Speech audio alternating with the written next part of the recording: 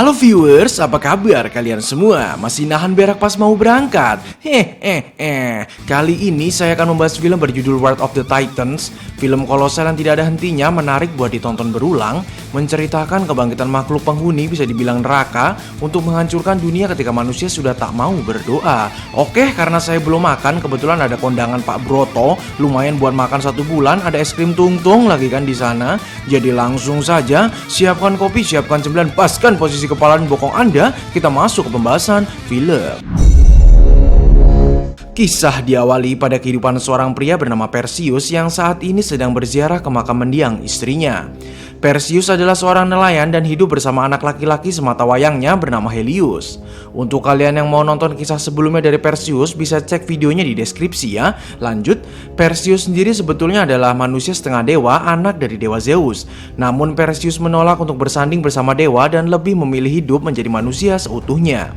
Di sela kehangatan cinta ayah dan anak, di malam harinya sang dewa Zeus datang ke kediaman Perseus untuk menemui cucunya dan Perseus.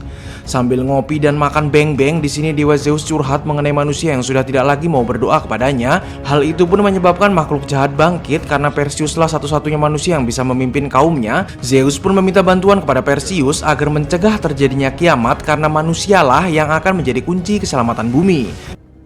Sleep well, Perseus. Singkat cerita, kita dibawa ke dunia bawah tapi bukan Sopiteng, melainkan neraka yang disebut Tartarus, tempat sang dewa neraka yakni Hades. Zeus bersama Poseidon meminta bantuan kepada Hades karena tembok Tartarus yang digunakan untuk mengurung Titan akhir zaman telah hancur karena kurangnya kekuatan para dewa.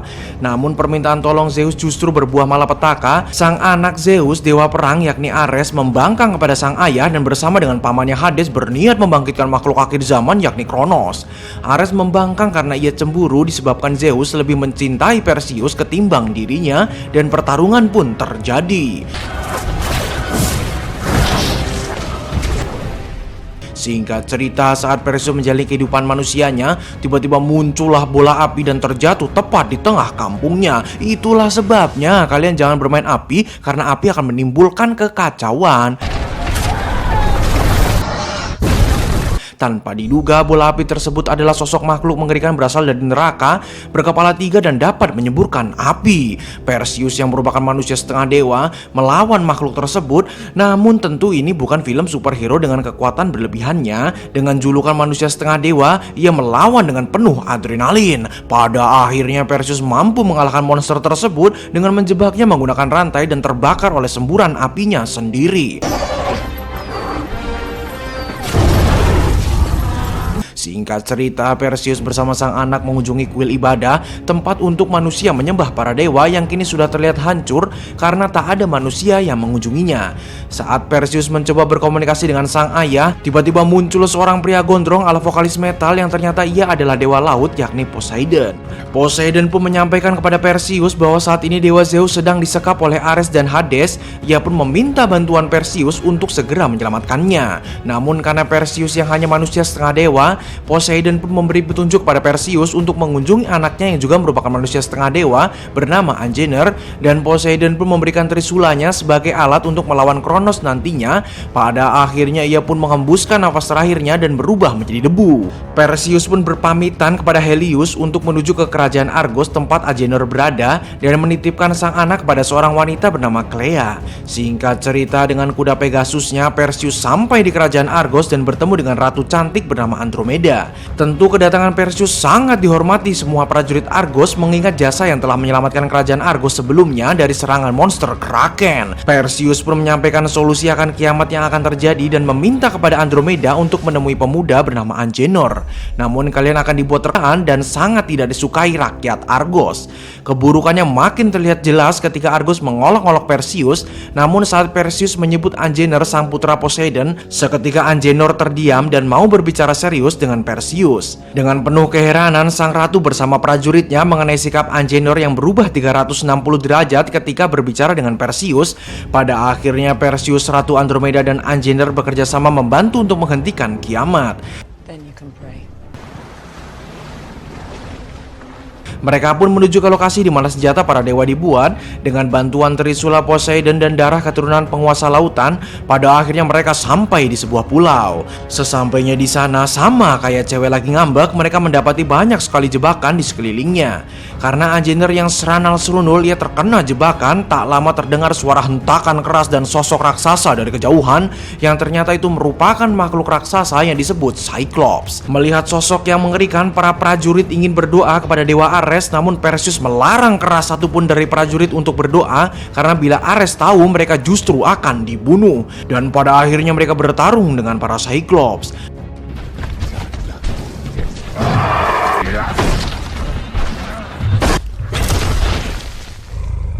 Di sela pertarungan mereka, datanglah salah satu Cyclops bertongkat sambil membawa Anjener di tangannya. Ketika Cyclops bertongkat itu melihat Trisula Poseidon, serontak ia meminta para Cyclops untuk bertekuk lutut. Pasca kejadian tersebut, para Cyclops pun meminta maaf atas kesalahpahaman ini dan mengantarkan mereka ke lokasi sang pembuat senjata bernama Hephaestus. Di sini saya kira bahwa si pembuat senjata sama bentukannya seperti Cyclops, namun ternyata ia justru berbentuk manusia. Hephaestus sempat menolak permintaan Perseus, namun ketika mendengar rayuan penegak pisang dari Andromeda, sang Hephaestus pun mau membantunya. Hephaestus pun menjelaskan mengenai senjata yang bisa digunakan untuk membunuh Kronos, yakni dari penyatuan 3 senjata dewa tertinggi yang diberi nama Trium, yakni penyatuan tombak Zeus, tongkat Hades, dan Trisula Poseidon. Dilanjut ia menjelaskan mengenai cara mereka bisa sampai ke Tartarus, yang ternyata jalan masuk Tartarus dibuat menyerupai labirin, dan Hephaestus sendirilah yang membuat Tartarus. Di sisi lain, Zeus kini dalam kondisi sekarat di mana kekuatannya diserap untuk membangkitkan Kronos. Zeus pun menangis dan memanggil nama Perseus. Singkat cerita, dengan bantuan Hephaestus melalui petanya, kini Perseus dan lainnya sampai di lokasi pintu menuju Tartarus berada. Namun saat mereka ingin masuk, tiba-tiba muncullah Dewa Ares dari atas langit. Serontak mereka terkejut bagaimana Dewa Ares bisa hadir, yang ternyata salah satu prajurit Andromeda ada yang berdoa kepadanya. Benar saja, yang berdoa pun dibunuh. Berikut ia menyerang mereka semua. Karena pintu Tartarus ingin tertutup dengan sendirinya, terpaksa Hephaestus mengorbankan dirinya agar Perseus, Anjener, dan Andromeda bisa masuk. Berbekal peta yang dipercayakan kepada Anjener, mereka menyusuri labirin raksasa tersebut. Sempat ingin Perseus saja yang membaca peta karena sedari tadi mereka mengikuti Anjener selalu bertemu jalan buntu. Anjener dengan kekehnya bahwa ia bisa membaca petanya. Karena sekian lama mereka menyusuri tidak kunjung menemukan jalan keluar, hingga membuat frustasi, tiba-tiba tembok dan lantai di sekelilingnya bergerak setiap beberapa menit sekali. Hal ini pun membuat mereka terpojok dan semakin kebingungan.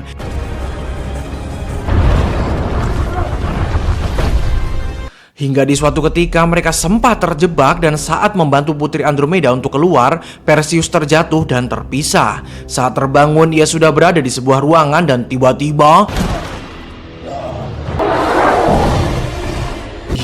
muncullah makhluk siluman banteng menyerang Perseus, dan pertarungan manusia jadi-jadian pun terjadi. Pada akhirnya Perseus pun berhasil mengalahkan siluman banteng tersebut, dan tanpa diduga jalan menuju Tartarus pun terbuka.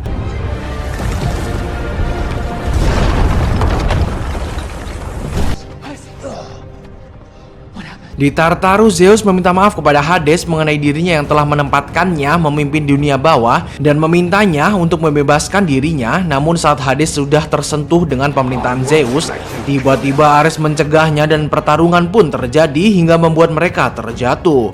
Singkat cerita, pada akhirnya Perseus dan lainnya sampai di Tartarus. Perseus bersama Putri Andromeda membebaskan Zeus dan Anjener menahan Ares. Dibarengi sang Titan Kronos pun pada akhirnya mampu bangkit setelah mendapatkan cukup kekuatan. Di sela pelarian, Ares sempat menahan mereka, namun tiba-tiba Hades muncul dan membantu menahan Ares. Dilanjut, Ares meluncurkan tongkat Hades ke arah Zeus, namun dengan bantuan sutradara, mereka tetap bisa bertahan dan berhasil keluar dengan kemampuan teleportasi dari Zeus. Sesampainya di camp pasukan Argos, Zeus berpesan kepada Perseus bahwa hanya tongkat Trium yang mampu membunuh Kronos. Karena senjata milik Zeus saat ini ada di tangan Ares, Perseus pun bertelepati dengan Ares untuk mau menemuinya di kuil para dewa. Dengan kuda hitam Pegasusnya, Perseus menuju kuil para dewa, dibarengi kebangkitan Titan Kronos bagaikan gunung meletus. Anjenor dan Putri Andromeda bersama pasukannya menahan Kronos sampai titik darah penghabisan. Pada akhirnya Perseus pun sampai di kuil para dewa, dibarengi Ares yang sudah berada di sana bersama dengan anak sematawayangnya Perseus yakni Helios. Namun tenang, untuk kalian yang kesal, ini bukan film licik konvensional pada umumnya. Kehadiran Helios bukan untuk kelicikan Ares, melainkan Ares hanya ingin Helios melihat ayahnya mati di depan matanya, dan mereka berdua pun bertarung.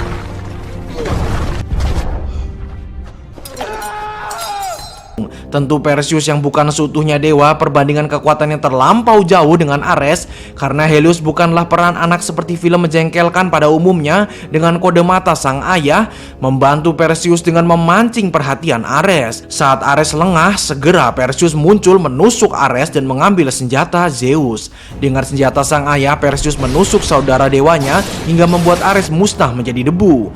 Singkat cerita, di sela pertarungan rakyat Argos melawan Titan Kronos dan pasukan setannya, Hades datang menghampiri Zeus. Ia mengatakan bahwa dirinya sudah memaafkan kesalahannya dan membantunya dengan memberikan sedikit kekuatan kepada Zeus agar ia bisa bangkit. Dengan kengerian, Titan Kronos yang memporak-porandakan pasukan Argos dengan brutal hingga membuat pasukan Argos sama sekali tak berdaya, muncullah dua saudara dewa Olympus membantu pasukan Argos untuk menahan keganasan Kronos. Tak lama muncullah Perseus dengan kuda Pegasus dan tongkat triumnya terbang menuju Kronos. Perseus pun mencari titik yang tepat untuk melemparkan tombaknya dengan masuk melalui mulut Titan Kronos. Ketika sudah masuk cukup dalam pada jeruan Titan, segera ia melemparkan tombak trium dan Titan Kronos pun meledak bagaikan bom nuklir. Perontak pasukan Argus berteriak bahagia atas keberhasilan mengalahkan Kronos. Namun sayang, untuk Zeus harus lenyap karena ia tak mampu lagi bertahan atas lemahnya kekuatan.